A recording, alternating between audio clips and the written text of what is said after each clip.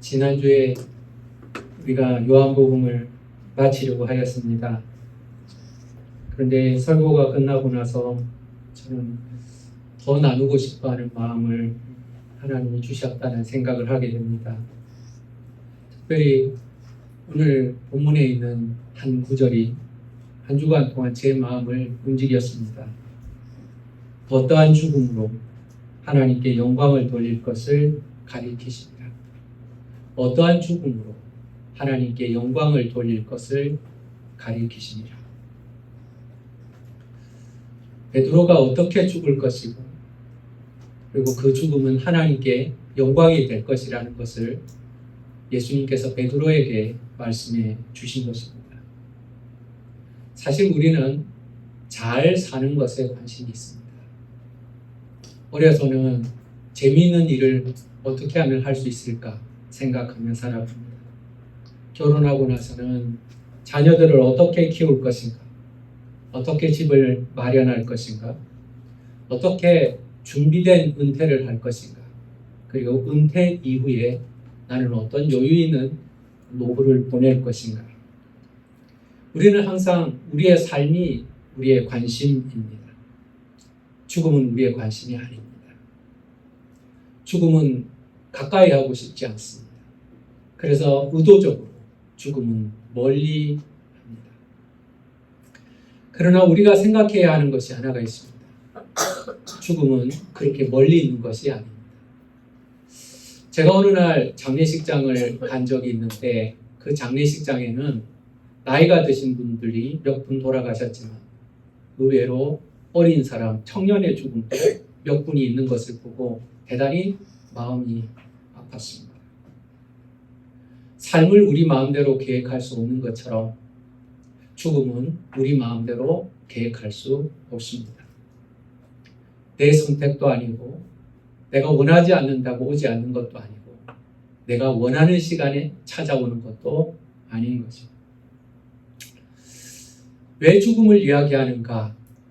죽음을 생각하고 살 때 우리는 삶을 아름답게 살 수 있기 때문에 그렇습니다. 죽음 앞에서 우리의 삶이 평가될 것입니다. 예수님께서는 사랑하는 제자들에게 물고기를 먹이시고 떡을 먹이시고 그리고 베드로에게는 특별히 너는 나를 사랑하느냐 3번이나 확인하신 다음에 예수님은 베드로의 삶에 대해서 베드로의 남은 인생에 대해서 이야기해 주셨습니다. 베드로야 너는 이렇게 살아라 라는 권면의 말씀이 아니었습니다. 이렇게 하면 너 잘 될 거야 라는 축복의 말씀도 아니었습니다. 베드로의 남은 삶이 어떻게 이루어질 것이라는 예언적 말씀이었습니다. 다시 말하면 베드로의 미래를 주님은 정확하게 알고 계셨고 주님은 그 미래에 대해서 베드로에게 말씀하고 계신 것입니다. 다시 주님을 사랑한다고 말하고 다시 주님을 따라가려고 하는 베드로에게 네가 나를 따라올 경우에 네가 나를 따라온다고 하는 이 자리에서 나는 너의 인생의 마지막을 이야기하고 너의 인생의 마지막이 나의 손에 있다는 것을 말씀하고 계신 것입니다. 사랑 여러분, 우리가 관심 있는 것 중에 하나가 이거 아닙니까? 정신없이 살아가지만 그저 앞만 보고 살아가지만 사실 우리는 인생의 마지막이 어떻게 될 것인지 그리고 내 인생은 어떻게 진행이 될 것인지 여러분 너무나 궁금하지 않습니까? 예수님께서 베드로의 미래를 말씀하고 계시고 그의 인생의 마지막을 말씀하고 계신 것처럼 예수님께서 저와 여러분의 장래를 아시고 그 마지막도 알고 계시다는 사실을 여러분 기억하시기를 간절히 바랍니다. 오늘 예수님의 말씀을 통해서 우리는 베드로의 인생을 한번 살펴볼 수가 있습니다. 첫 번째 인생의 단계는 젊어서입니다. 18절 말씀을 읽어보세요. 내가 진실로 내게 이르노니 내가 젊어서는 스스로 띠뛰고 원하는 곳으로 다녔거니와. 젊어서는 스스로 띠를 띠고 원하는 곳으로 다녔다는 겁니다. 여러분 띠를 띈다는 것은 우리로 말하자면 허리띠를 띈다는 것 그것 이상의 의미를 가집니다. 옷을 입고 나서 모든 옷을 입은 나서 마지막 단장, 그 패션의 마지막이 띠를 띠는 것이죠. 젊어서는 내가 원하는 옷을 입었습니다. 그리고 내가 원하는 띠를 띠었습니다. 그리고 내가 원하는 곳으로 가는 인생을 살았습니다. 내가 원하는 옷을 입고 내가 원하는 곳을 가는 인생이 베드로의 삶이었습니다. 내가 결정합니다. 내가 옳습니다. 나는 무엇이든지 할 수 있을 것 같고 그리고 내가 하는 것은 다 잘 될 것 같습니다. 젊을 때는 그렇습니다. 베드로는 이렇게 말했습니다. 주님, 나를 무리를 걷게 해주십시오. 나도 무리를 걸어 볼 수 있을 것 같습니다. 주님, 나는 주님을 결코 부인하지 않겠습니다. 다른 사람은 주를 버릴지라도 나는 주님 버리지 않겠습니다. 이것이 베드로의 젊은 때의 신앙이었습니다. 여러분, 아이들을 보세요. 아이들은 자기들이 원하는 것을 하려고 합니다. 겨울에 입으려고 옷을 샀는데요. 가을에 굳이 그 옷을 입겠다는 아이들이 있습니다. 아니야, 추울 때 입어야 돼. 아니요, 괜찮아요. 지금 추워요. 내가 입겠어요. 아이들은 그렇게 고집을 부립니다. 소풍을 가려고 내일 먹으려고 음식을 준비했습니다. 그러나 아이들은 오늘 먹으려고 합니다. 오늘 주세요. 내가 원하는 대로. 가방을 샀습니다. 학교 가려고 가방을 샀습니다. 그런데 놀러 가면서 가방을 메고 나가겠다고 합니다. 가방 메고 나갈래요. 여러분 그런 경험 없습니까? 많지도 않죠. 우리 TOP라고 그러죠. TPO라고 그러나요? TPO. 상황에도 맞지 않고 시간에도 맞지 않고요. 우리는 어린아이들을 보면서 왜 저렇게 하는지 이해가 안 되지만 아이들은 그렇게 합니다. 젊기 때문에 그렇습니다. 젊을 때는요. 내가 할 수 있는 것과 내가 할 수 없는 것을 잘 구별을 못합니다. 다 할 수 있을 것 같습니다. 더 나아가서 우리 신앙에 있어서는 내가 해야 할 것과 내가 하고 싶은 일을 구별을 잘 못합니다. 내가 하고 싶은 일이 내가 해야 하는 일로 착각을 합니다. 그래서 내가 해야 할 일이 이루어지지 않으면 엄청난 문제가 생길 것처럼 하나님 앞에 따지기 시작합니다. 하나님, 내 인생이 왜 이렇죠? 나는 단지 내가 하고 싶은 일을 할 뿐인데 마치 해야 하는 일을 맡기신 일을 한 것처럼 착각하면서 주님 앞에 원망과 불평을 하기도 하죠. 젊을 때는 내가 하고 싶은 일을 하는 것을 행복이라고 생각하고 내가 원하는 일을 하고 사는 것이 성공한 인생이라고 생각합니다. 그런데 여러분, 그렇지 않습니다. 해야 하는 일을 하는 사람이 성숙한 사람입니다. 맡기신 일을 한 사람이 성공한 사람인 것입니다. 하고 싶은 일이 안 되어서 여러분 속상하고 있는지 아니면 해야 하는 일이 안 되어서 속상하고 있는지를 한번 생각해 보시기 바랍니다. 젊은 사람은 하고 싶은 일이 안 되어서 속상할 것이고요.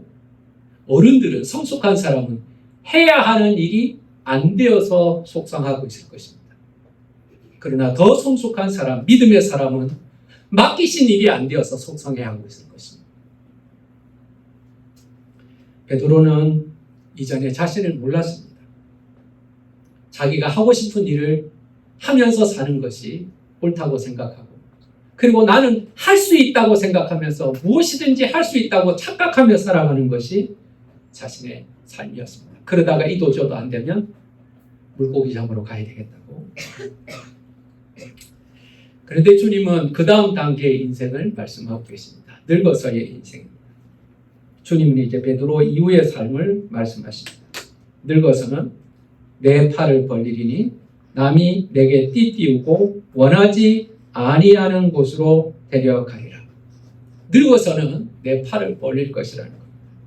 그리고 다른 사람이 나에게 띠를 띄운다는 겁니다. 그리고 원하지 않는 곳에, 내가 원하지 않는 곳으로 데려가게 된다는 것입니다. 여러분, 이것을 우리는 어떻게 표현할 수 있냐 하니까요. 사명이라고 표현합니다. 이 본문에 대해서는 두 가지 해석이 가능합니다. 베드로 개인의 삶에서 이루어진 사건으로 해석할 수 있고, 또 하나는 우리가 믿음으로 받아야 할 믿음의 원형으로 생각할 수 있습니다. 말이 좀 어려운 것 같지만 이런 거예요. 제가 요즘 마음 아프게 본 유튜브 영상이 하나가 있습니다. 이건 우크라이나 징집병을 데려가는 거예요. 우크라이나는 러시아하고 싸우고 있기 때문에 군인들이 많이 필요합니다. 인구는 러시아보다 훨씬 적잖아요. 그러니까 젊은이만 데려갔는데 이제는 조금 더 많은 나이, 조금 더 많은 나이, 조금 더 많은 나이, 30대, 40대도 막 잡아갑니다. 군대 가겠다고 하는 사람이 부족하니까요. 역이라든지 극장이라든지 쇼핑센터 같은데 징집병들이 있는지 징집관들이 가서 가만히 보다가 비슷한 사람에게 신분을 확인합니다. 당신 나이 몇 살이죠? 남자인가요? 여자인가요? 몸에 질병이 있나요? 없습니다. 그럼 군대 가야 됩니다. 그냥 잡아서 군대를 가는 거예요. 여러분, 졸지에 군대를 가는 거예요. 그 자리에서 끌려가는 거예요. 안 가려고 발버둥 치는 것으로 봤어요.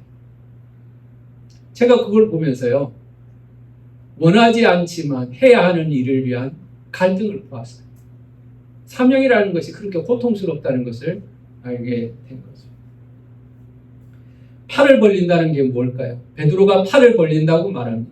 그는 자아를 포기하는 겁니다. 손들었다는 거죠. 자기의 고집대로 다녔습니다. 내가 내 띠를 띠고 다녔습니다. 이제는 팔을 벌렸습니다.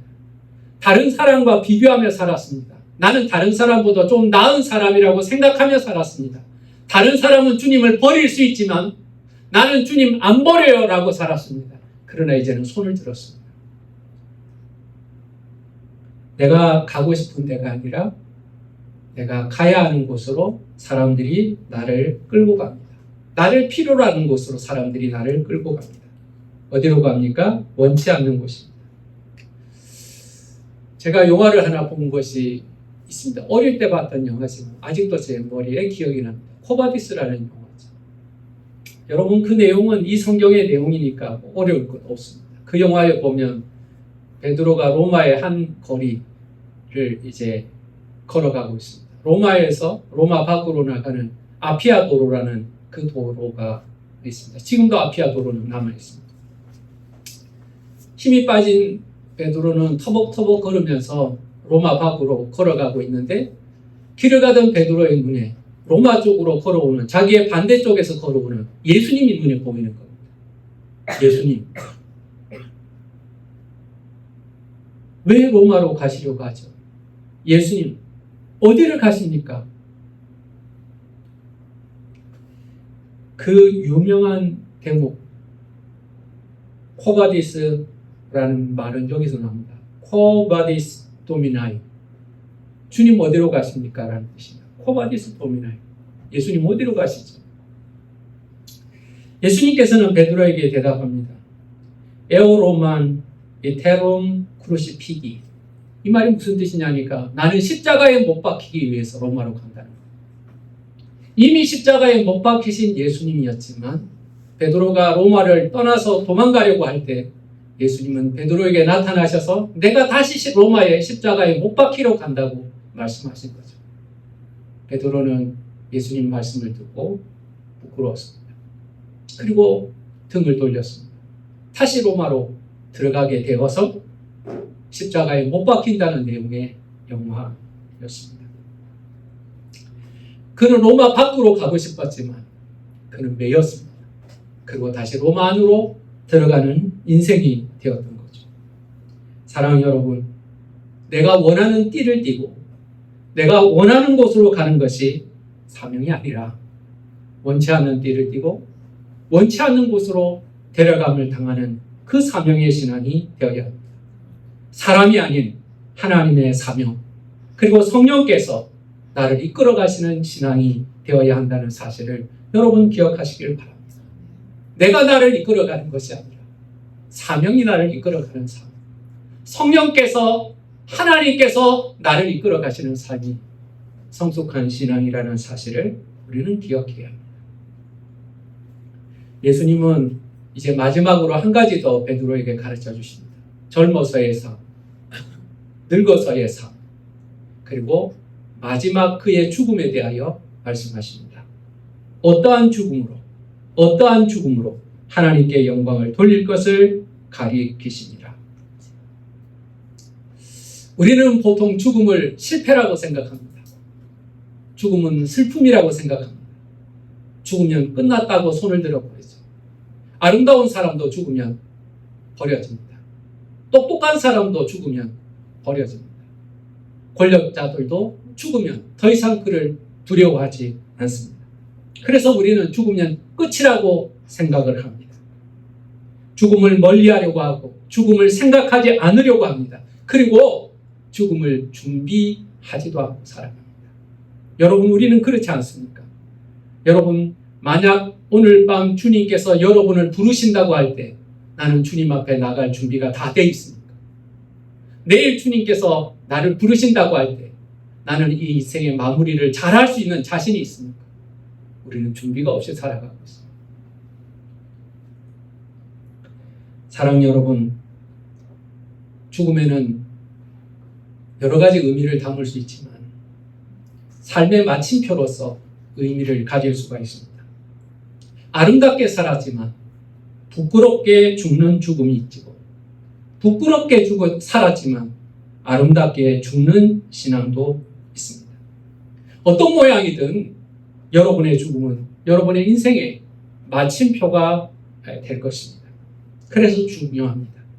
여러분의 죽음을 생각하지 않는 것이 아니라, 여러분의 죽음을 미루어 두는 것이 아니라, 나의 죽음이 어떤 의미를 가질 것인지 우리는 베드로의 죽음 앞에서 생각해 보아야 합니다. 어떤 죽음으로 영광을 돌릴까? 어떤 죽음은 영광이 된다는 것입니다. 어떤 죽음은 영광이 된다는 것입니다. 영광이 되는 죽음이 있다는 것입니다. 저는 제일 먼저 떠오르는 사람이 삼손이었습니다. 삼손은 해야 하는 일이 있었지만 하고 싶은 일을 하고 살았던 사람입니다. 그는 사사라고 부름을 받아서 20년간 사역을 했죠. 그러나 20년분의 대부분은 사실 이방 여자들 쫓아다니는 시간을 보냈어요. 사사로서의 삶, 나시린으로서의 삶, 어떻게 살아야 하는지의 삶을 그는 별로 관심이 없었습니다. 해야 하는 일이 아니라 하고 싶은 일을 하면서 마음대로 살았습니다. 그러다가 그는 결국 붙들리게 되고 감옥에 갇히게 되고 눈알이 뽑히게 되고 연자맷돌에 매어서 짐승처럼 맷돌을 돌리는 인생이었습니다. 어느 날 블레셋 사람들의 축제일에 삼손은 끌려나왔습니다. 그리고 많은 사람들 앞에서 삼손은 조롱을 당하고 비웃음을 당합니다. 그가 하나님의 사람이었기 때문에 그가 모욕을 당하는 것은 하나님이 모욕당하는 일이었습니다. 그는 기둥에 묶여서 마지막으로 기도하게 됩니다. 하나님, 나를 기억해 주십시오. 하나님, 한 번만 더 강하게 해 주십시오. 그는 마지막 순간에 자신의 사명을 기억했습니다. 그리고 하나님이 은혜를 주셨을 때 그는 영웅적인 죽음을 맞이합니다. 성경은 그가 20년 동안 살아서 죽인 블레셋 사람의 숫자보다 그가 죽음으로 인하여 죽인 사람의 숫자가 더 많았다고 기록하고 있습니다. 그의 죽음은 영광스러운 죽음입니다. 어떤 사람이 또 영광스러운 죽음인가를 생각해 보았습니다. 신약 성경에 나오는 스데반도 영광스러운 죽음입니다. 사도행전 6장에 보면 그는 복음을 전하다가 사람들에게 띄워서 사람들이 끌고 그를 사내들인 공에 끌고 갑니다. 그리고 예수를 메시아라고 전하고 예수를 죽인 이스라엘인들, 유대인들이 죄를 지었다고 책망하는 것으로 인하여 그는 공격을 받습니다. 사람들은 그를 끌어다가 돌로 쳐서 죽이려고 합니다. 그러나 죽음의 위협 앞에서 스데반은 흔들리지 않습니다. 사도행전 6장 15절을 보면 공회 중에 앉은 사람들이 다 스데반을 주목하여 보니 그 얼굴이 천사의 얼굴과 같더라 그랬습니다. 사람들은 분노하고 있고 사람들은 돌을 던지려고 하고 있는데 스데반의 얼굴은 천사와 같았습니다. 드디어 돌멩이가 날아오기 시작하고 몸에 고통이 찾아왔지만 그는 고개를 돌려서 하늘을 보았습니다. 하나님의 보좌 우편에 계신 예수 그리스도를 바라볼 때 요한복음은 그를 죽었다고 말하지 않고 이 말을 하고 잔이라 라고 표현했습니다. 그의 죽음은 영광스러운 죽음이 된 것입니다.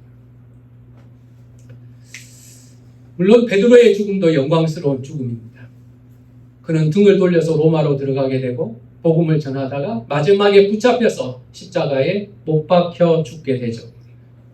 이게 사실인지 아닌지 정확하지는 않지만 교회 이야기 가운데 들려오는 이야기는 나는 예수님처럼 못 박히는 것을 감당할 수 없으니 거꾸로 못 박아달라고 말해서 발이 머리 위로 올라가게, 머리가 발 쪽으로 내려오게 십자가에 못 박혀 죽었다고 말합니다. 베드로의 죽음은 영광스러운 죽음이었죠. 여러분, 그런데 저는 이것만이 영광스러운 죽음이라고 생각하지 않습니다. 이렇게 죽는 것만이 영광스러운 죽음이 아닙니다.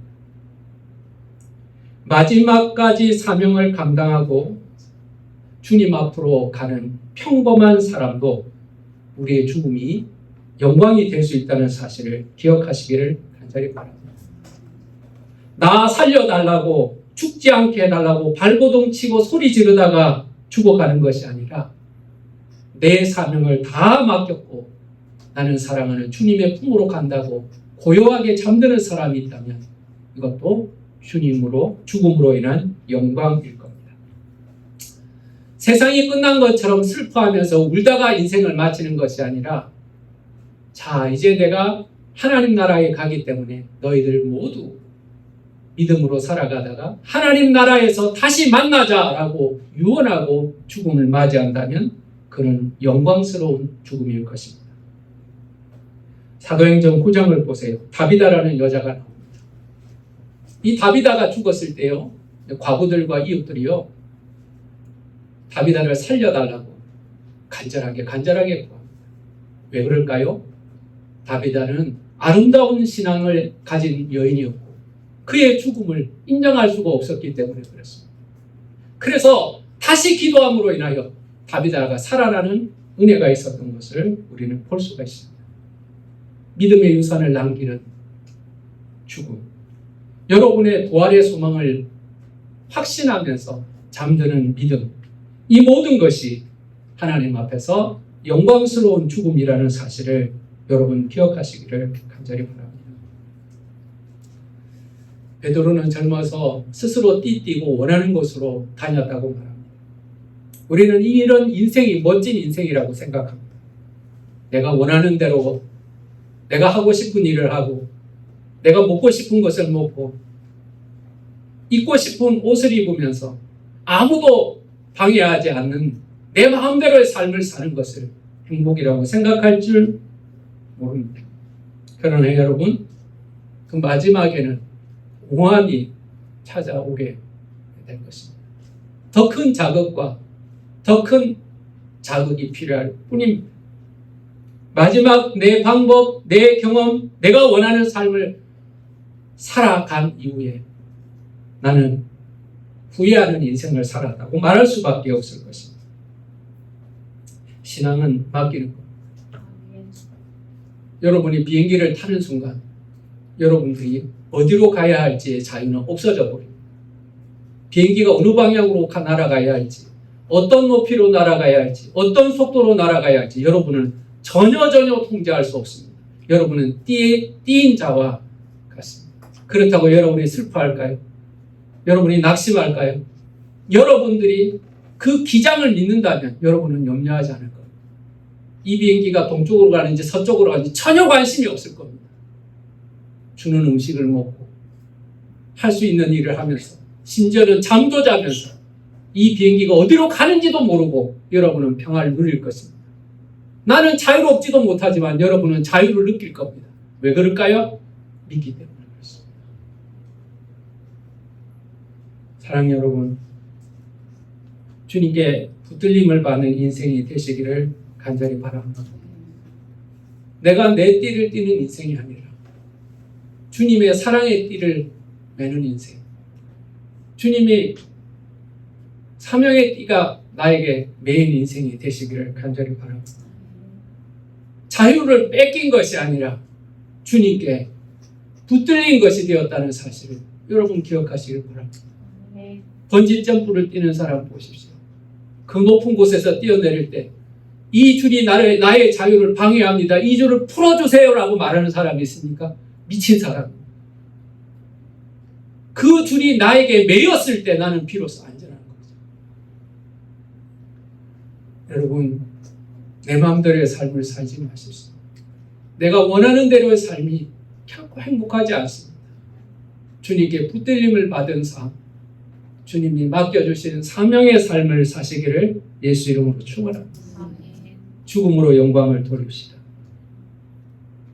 편안할 때, 즐거울 때, 건강할 때 믿음이 있는 것처럼 이야기하다가 어려움이 왔을 때, 고난의 시간이 죽음 앞에서 여러분 낙심한다는 여러분의 믿음은 사실 그게 진짜 믿음인 거예요. 죽음이 하나님의 영광이 되게 살아봅시다. 죽음 앞에서도 담대한 사람, 죽음을 이긴 사람은, 부활의 소망을 가진 사람은 죽음 앞에서 담대할 것입니다. 실패 앞에서 낙심하지 않고 실패 가운데서도 여전히 찬송하는 사람, 그는 실패를 이긴 사람일 것입니다. 삼손과 같지 않아도, 스데반과 같지 않아도, 베드로처럼 십자가를 질 수는 없지만 나도 인생의 마지막에 하나님 주신 사명을 잘 감당하고 내 죽음이 하나님 앞에 영광이 될 수 있는 그런 인생을 산다면 여러분은 성공한 인생을 사는 것입니다. 오래 사는 것이 성공이 아닙니다. 예수님은 33세 정도밖에 살지 못했잖아요. 부자가 되어서 죽는 것이 성공이 아닙니다.